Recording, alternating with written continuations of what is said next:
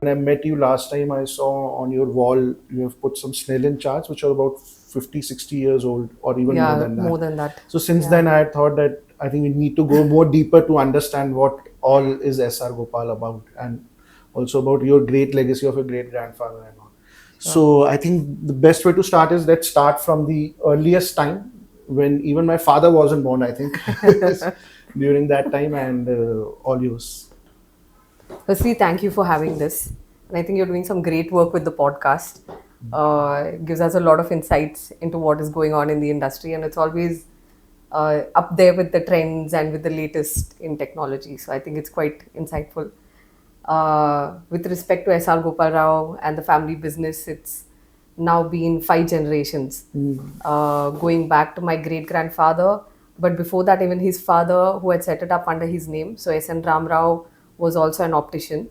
Okay. Then S.R. Gopal Rao. Keep telling the years also because. So S.N. Ram Rao was in the 1800s, late Oh, 1800s. okay. Then his son came into the business, S.R. Gopal Rao, and he was the first qualified optician, optometrist in Bangalore, S.R. Gopal Rao. So the charts that you see currently at my NR Road showroom Correct. is what he used to use, which is really like it. I don't like the. Firstly, it's made out of wood, and the sliders are not automatic, so you have to move Move it it with your manually, hands. the charts. And it's so antique and grand in its look, right? Today what we see on the wall is like a small Small. TV, but this was massive. It was an installation which to me is now preserved like art, although we never, I think when we had kept it over the years, we've just taken some things for granted. But after I started digging, like when they say digging through archives, it's all always in like a hard disk or in Okay. some drive. But for me, it was digging through physical archives that we had with us. Many places where we had stored like a lot of old artifacts that we've Okay. now brought forward. So it's amazing legacy which is there. Correct. Correct. Yeah. I see a lot of stuff even kept here, like you have some very old lensometers and all, We just have kept at the top. we have, I think over here we have one of the, if I'm not wrong, one of the lens to read Trial. the prescription of the lens, right? Ah, okay. One of those equipments, and then I think we have one of the grinding machines which are there over here, Oh, acha. like a manual hand tools Oh, which are there here. Then there is an axis marker, but that was also used in the watchmaking industry. okay.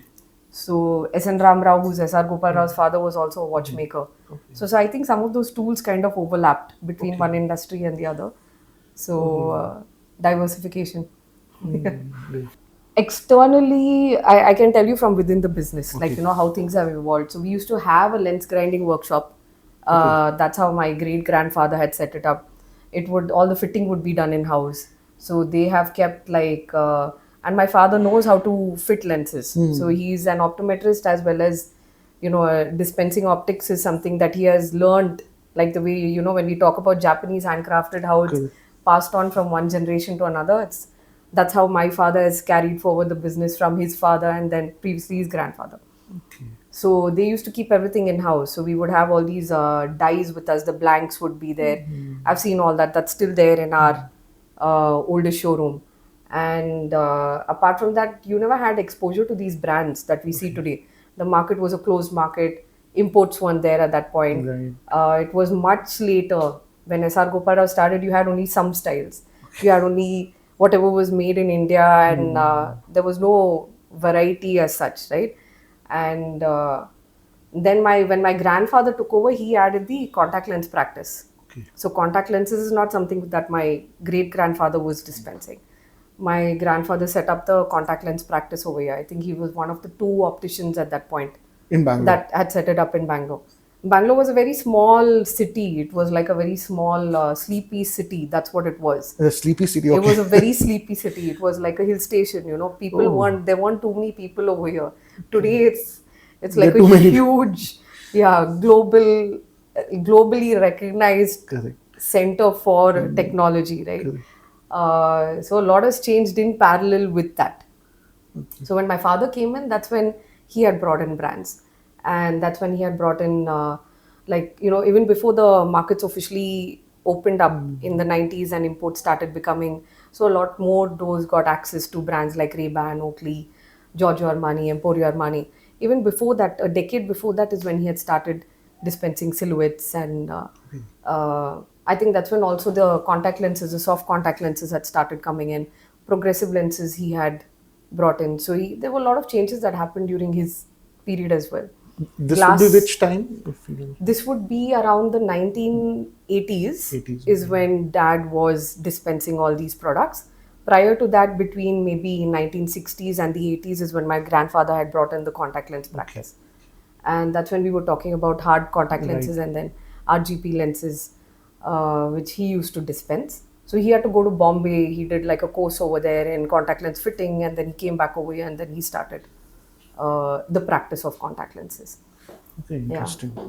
So lately, Lots. in last 10, Yeah. 12 years, what you have seen since the Then- time you joined? Yeah, I think since the time I have joined, so competition in terms of the market changing. So when it was granddad's time, there were only about 2 or 3 optical shops that people would go to. Correct. Then there were the chains. In the chains, there was a Lawrence and Mayo. Apart from that, independent standalone opticians, there were only a few names that people knew of. When dad, I think much after my father joined, like say from the 1990s onwards, we started seeing the entry of chains, like the corporate started entering the industry, and I think that's when the landscape started changing around us. So from there till now, we know how the story goes and how the industry has changed. Right. But yeah, now I think we are at this intersection where technology is playing a big role Correct. in the development of the industry, but there's also the traditional side, which is the handcrafted, the slower side of the optical industry, where craftsmanship and heritage and timelessness. So both kind of coexist right now. Right. So I think you have a journey of which you are aware of about last 25, 30 years. So you must have got really good partners also who have helped you around building up this whole business. Sure, absolutely. So there are quite a few partners that have been really helpful in helping us grow this business and at least get exposed to the right, let's say, the right product portfolio. Things that are available internationally today are also available in India, and it's only because of this good partner network which is there. With Essilor, our journey goes back a really long time. So ever since, and if I'm not wrong, this is what dad would tell me. I think it came in as SRF, if I'm not SRF, wrong. yeah, right. That's when it came into Bangalore. Into Bangalore. And It started from Bangalore. It started from Bangalore. So I think in that sense, for us, we are quite lucky because we have, access to the management team of Essilor, which helps us get a little more attached to the brand as well, right? And it's good having that kind of rapport with the team over here. And he has built that with Essilor and the team over a period of time. So in that sense, we have brands, we have companies like Essilor. Then within the distribution network, there is Optomed, and then we have Sterling, and there are a lot of names, a lot of people who have been quite supportive in the journey of bringing in the right brands, providing the right kind of service, being at the forefront of technology and change, and ensuring we don't get left behind, because today's buyer is very well traveled. So how you have seen different kind of technology moving ahead in terms of lens designs and all, if you have been in that space, how it has evolved over the period of time, and are there any specific technology that you use to enhance the customer's experience while dispensing those glasses? Yeah. So in terms of lens technology, like I said before, we were dispensing glass. So from the time of glass, then it became about CR polycarbonate lenses, Right. and now you have. I guess all these lenses from the time I've been around, it's been CR poly and MR and all these other lenses materials that we've been using. But I think variety to fit different lifestyle is what has evolved now. So it's not just about buying one pair of lenses to match every single need. You need something for night driving. You need something for when you're using the computer screen. It gives you that kind of adapted comfort. You need something that goes from day to night, right? Like transition lenses. And the way transition lenses used to be looked at to what it is seen now is really amazing, right? Like the way it It's is more evolved. of a fashion now. Now it is fashion. Now the colors are amazing. So there is the functionality and the fashion element as well. So people wanted to change that much more faster outside and indoors. Yet at the same time, they wanted to be cool. Correct. So people are not hesitating with the colors. And now you have personalized lenses. So uh, I think personalization for me is like the way when you buy a car, you're buying something, but you also want it to be yours. So Correct. then you're going to work with the parts, you're going to work with the interiors, maybe Mm. the features that you add to the dashboard and things like that. Similarly, with the personalization of lenses, which is built exactly for that wearer in different scenarios. Okay. So we have things like iCode, Okay. which have made it easy to capture a lot of different points and with For that the data customer's for the eyes. customer's Okay. eyes. So we use this iCode ruler, Okay. which is there. It's an attachment to the iPad or a tablet, Okay. which will then help us capture the data points for the user. Okay. I really like it because I find it very portable and easy to Hmm. use. You just need But to scan it through this and yeah, you get all the yeah. data. Okay. So there's an attachment which is put onto the tablet, Okay. and then after that, there are measurements which are captured while the person is wearing the frame. Okay. And it helps us customize it for that frame and for that wearer. Okay. Okay. Customers coming with vision correction for kids Yeah, like sadly, and that has become the scenario right now, where a lot of kids, because of device usage yes, going yes. up, and earlier it was only speculation, but now it's been proven that it's because of lifestyle changes that kids need to start wearing glasses because they can't see things clearly. So it interferes with sports, it interferes with studies. So we do see a lot more kids coming into the clinic. Stellist is one of them Okay. that Okay. we also prescribe to the patient. Yeah. And you have seen any kind of improvements happening due to that, or at least the slowdown of Uh, the progression of myopia? yeah, ideally, what it should do, which is control the progression of myopia, but more importantly, the optometrist also counseling them Okay. and giving them the right advice and telling them what kind of lifestyle habits that need to change. So it's a combination of both. It's the lens as well as the consultation or the Consultation of counseling which is given by the by optom, the and then there is the parents involvement in it, which is a lot yeah, of pressure on the parent because they already do a lot for yeah, their kids, and then yeah, there is this added responsibility, but responsible. it's like a combination of everything that then helps slow down the progress of myopia. Coming back to the fun part, like you said, you are more into marketing. You started entering in SR more doing marketing and all. So I see you do a lot of stuff on social media, and also you are very pro sustainable brand. It So I think for me, marketing and sustainability is passion marrying work. okay, So that is something that I have brought in because I feel okay, really strongly about it, especially the sustainability part.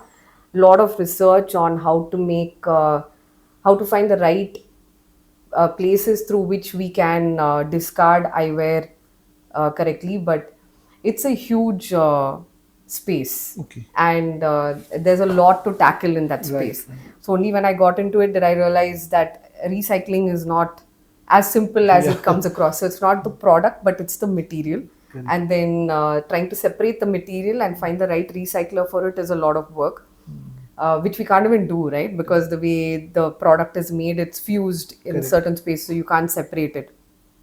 But we have access in Bangalore at least because of, I think, companies like Sahas, which are there. There are quite a few NGOs, but in the larger landscape, Sahas is one of the well-known recyclers and upcyclers. They do a lot with the waste material itself. So I had seen them once during a workshop at IIMB Okay, where they had come and spoken about their material, that they innovative material. So they had made these alternatives to plywood. okay. So something that they had taken waste and they had created these sheets that can go into furniture Oh, acha. completely through waste. So there was nothing, and they've obviously added something else to it, maybe some form of plasticizers also. But imagine replacing like products Yes. around you with something that is not seen, it's not visible, it can be covered up, but it's hidden in your furniture. It really doesn't matter, right? So it takes some time for us to reach a space where recycling will happen in a fully integrated manner. But in the meantime, if I can make products sustainable, it's great. So I have an affinity to wooden eyewear, and if it's sourced responsibly, then it's fine. We are presently working, and I'm hoping that it works out.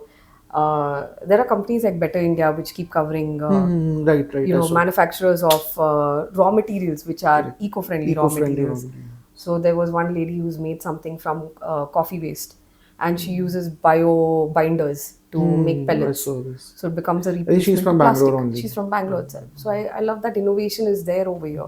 It makes it easy for us to speak to people, but it's about going there and talking to them, right? And the way we work with Instagram is also to keep it a little informative, light, fun, and so marketing for me is again about different avenues. Instagram is one of them. You are Essilor expert, and I feel that there are not many across India. There are really few of them. So, what all benefit does Essilor provide to all these expert stores? So we were the first SLR expert in South India, Oh, acha. and for us that was a great, it was a great privilege to be the first SLR expert. And I think the benefit that comes with it is a lot from the point of tools, the technology, some of the lenses that we get, the portfolio that we get access to, Okay. which is there is uh, not every lens which is available in this portfolio will be available to everybody. The other thing is the marketing initiatives, and it's largely in a partnership model where we work together to do certain things. It's about I think the store as well as the business has to grow together, right? So then the benefits that are provided are quite a bit. And there are a lot of enablers that will help us in that help us in actually offering better products and services to the customer. Okay. So I think, and in terms of the partnership which has recently come together between Essilor and Luxottica, there are certain co-branded efforts that help businesses who are Essilor experts. Okay. Also, in terms of let's say uh, the brands from both sides, which they already have, the frames and the sunglasses combined with certain lenses, or there are certain marketing efforts which are there, or it could be certain service related aspects which are there. So, in that sense, there are benefits that the SLR experts would get. Uh, yeah, so I think hence it's good. You need to just tell me in one word. So, which is Okay. your favorite eyewear brand, glasses brand? Frame brand right now, I would say so many are there. Yeah. Okay, But you the need to first pick one only that one. comes to my mind, Lindbergh. Okay. And which is your favorite lens brand? SLR. Right. And the In that best. specifically, if you ask me, in the progressive lenses, there is XR design. Yeah, I was about to ask which Yeah. kind of progressive? XR. XR, yeah. Right, right. And which is your best coating, which you definitely Which is suggest? all. Okay. Yeah. And if given a choice as a consumer that go for a plain progressive lens, go for a tinted progressive lens, or go for a photochromatic progressive lens, which Right. one you will choose and why? Right now, I'm navigating towards tinted lenses. You know, I you are really love you are it. wearing the Yeah, one. I'm wearing which- tinted lenses. Okay. I really like it. I love how customized you can personalize it completely. You Okay. can play with a whole range of colors. Correct. Oh, I forgot to mention Matsuda. Actually, my favorite brand would be Matsuda. Okay. Yeah. Fine. So when we see a brand which is like JMM, it gives us an opportunity to get a little more creative. And for us, that launch was interesting because we wanted it to be brought to the right audience. And the people who know about JMM know that it comes in these micro lots, know that you will get like a few pieces. It's very slow in terms of it's the Rolex of the eyewear world or the Birkin of the Birkins, eyewear world. So if people understand how Rolex and Birkin is, then they will understand how JMM is sold. So you had invited your customers and all for that event, or? It was a very curated audience. It was more about the brand itself, about GMM itself, and understanding who the buyer would be. And the setting had to be like it was done in a space which was aligned with JMM too. In fact, the person who gave us the space where we could host the event was a fan of JMM. So he doesn't do these kind of events otherwise. But he really liked the product, which is why he said he was more than excited that first S.R.Gopal Rao, then JMM. So these two different brands coming together, launching it in Bangalore, he gave us the space. And so I think it just came together very well. So there was the experience of food, there was the experience of the display in the form of some form of each eyepiece in JMM was given its own stage and platform, and then there was the crowd. So it just came together very well for us.